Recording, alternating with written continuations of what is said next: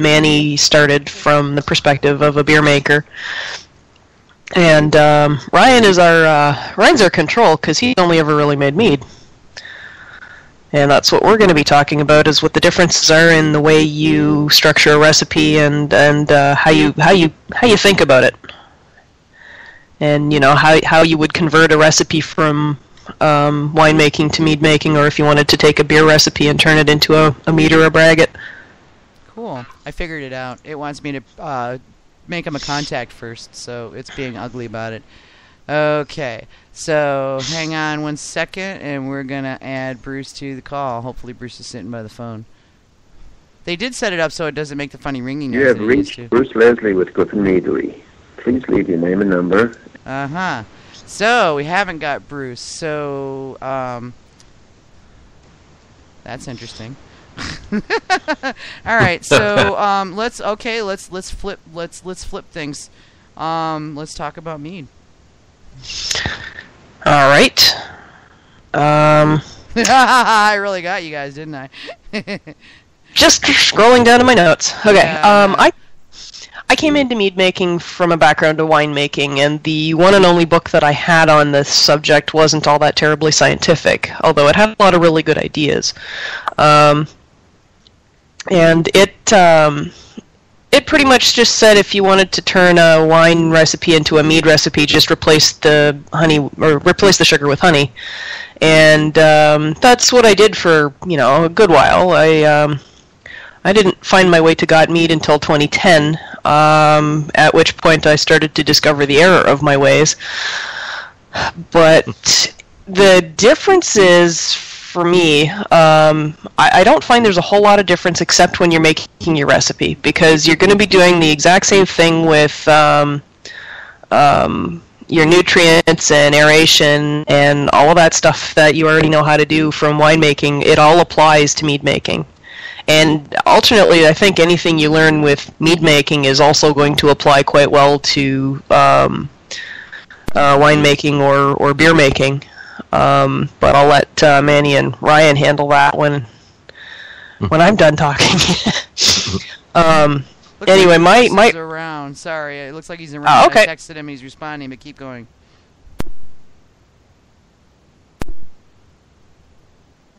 We'll go back to me then later. Yeah, you just cut out there for a second. Yeah, it looks like he's texting me back. I don't know. I'm gonna try to bring him in again, because since he's texting me back, that means he's paying attention. All right. We'll try one more time.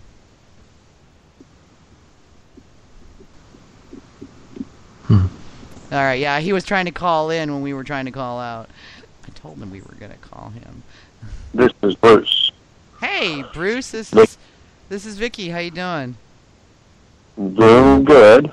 Yes, sir. I was listening on live while you're doing it, and I saw you guys were having problems the second one. Maybe I should be calling in. Yeah, no. We always gotta bring people in, so we call you and bring them in. But cool. Welcome. We've got AJ and Manny and Ryan here as well. Hey there. AJ, Manny, and Ryan. How are you? So what are you drinking, Bruce? Or are you drinking? Right now I'm just drinking one of my my orange blossom mead. I do like a dry oaked orange blossom mead. Oh, nice. And it's probably Premier Mead. Okay. And one of our better sellers. Okay, cool. So what are you guys thinking? Well, I'm doing a local cider, and what about you, AJ? I got a braggot that I made. Oh, nice. Yeah, can't make braggots, although I love them. Yeah, they get sticky about that kind of stuff. I know Ryan Yeah. on a Cab Sauvignon Piment that he did, and then Manny's trying to be different. He's drinking gin and tonic. Actually, I have a Cab Sauvignon Piment in the primary right now, so I'm trying that myself also. Oh. Yeah. We'll have to get you to send one know. to Ryan to test. There you go. There you go. I've done it before, way back when I had my little vineyard. I would, sometimes I didn't have enough grapes, or they weren't sweet enough, so I just add honey. It was a Syrah one. I did a Syrah, so that was a lot of fun. Yeah, I've only done 1 or 2 pie mints. It's I always pretend to take them sweet though, so that's where I get with people. So, tell us about you. I mean, I know you're running Griffin and you're president of the Texas Mead Association. So, how'd you end up in all of this? Were you a mead maker before all of this, or? I actually started out as a winemaker. Started with kit wines. Started out as a wine and beer drinker. Everyone, I guess, starts out as a drinker. And then I just loved it so much. I'm like, I'd love to make this. And then I started out with kit wines and then progressed to juices. And then my father-in-law used to live in the Russian River Valley area in Sebastopol, California. And he had some acreage over there, so I planted a hobby vineyard over there and started a vineyard. But meanwhile, at the same time, my wife always wanted me to use the same, the equipment we had to make beer. She was a big beer lover and a big beer maker. So we were always like vying over what we were going to do next.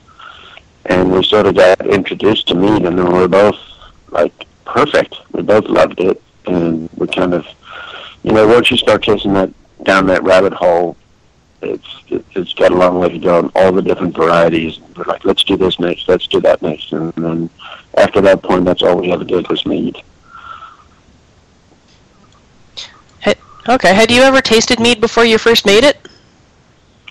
I had not. When we heard about it like from wine clubs and things like that. I did go out. I was already making it, and I did go out, and I think I got some Chaucers and tried it, and I was like, well, this doesn't sound exactly like what everyone's talking about. I'm pretty sure it must taste different to this. At the time, it wasn't. Yeah, that was my first one too. So it's like there's got to be a better one of these out there somewhere. Yeah, I was thinking. And then my first one I tasted, the first time I tasted my own, it was way too young, and of course, like everyone else, I used champagne yeast because that's what it said to use, and it always got me shut down. So I'm pretty sure you could have run a jet on that deal. You could taste it, but it did age out and become way better. And when we started tasting them like a year later, we're like, oh, okay, now we know. We did tons of 1-gallon batches in the beginning. We had 1-gallon batches all over our home. And that's kind of how we started. That sounds familiar. Different things, yeah. So interesting. But ever since then, it's been occasionally just mess around and do a beer or something. But ever since then, it's just been mead. Just going crazy with mead. Okay. So do you have a preferred yeast for general use, or do you select it based on the specific must you're making? I basically use 71B. I have messed with a bunch of different yeasts when I was doing it myself, but when I went commercial, then you start looking for consistency instead of just being a full-on experimenter and trying this and trying that. I actually had a lot of luck with like a Hefeweizen yeast at one time, but then I figured it wouldn't go too commercial because it's so hazy, but it tasted real good. But we also use Safale 05 for our hopped meads. We have a couple of hopped meads, and I interned with Frank at Golden Coast Mead before I started my own thing, and he's a huge Safale 05 guy. He thinks all mead should be made with that, so that's kind of a nod to him that I have some of my meats being made with that. He likes his. And another nod to him is I'm experimenting with a sour peach right now. That I did a 5-gallon batch of it, put it on our tap, and it did not last long at all. Everyone loved it, so we're going to figure out how to go bigger on that. I want some of that. Sour peach? That sounds interesting. No kidding. First peach is from our area, and the original batch, though, I just basically made with mashing the first peaches without cleaning them. So it was like whatever bacteria was on the peach. And, I figured, worst case scenario, it's going to be some sort of vinegar or something. I can soak something in, but it came out fantastic. But now I got to figure out how to do it properly if I'm going to go larger. Yeah. Because we know you can't lock out twice like that in one time. Yeah. Yeah, getting back to the yeast again, it's something I've been wondering about for a while, and I keep asking everybody: have you tried blending yeast at all? Done any experiments with like blending 2-3 different types of yeasts? I never have. No. I have blended meads that have been made with different yeasts, but I've never blended 2 different yeasts. From what I understand, though, doesn't one yeast basically take over and dominate anyway, and then you basically get that yeast? That's kind of what I understood from the UC Davis classes as to why people don't do that, because there's always one that's stronger than the other, and they will basically kill off the other one and take over anyway. I'm sure I'm incorrect. Someone will say that.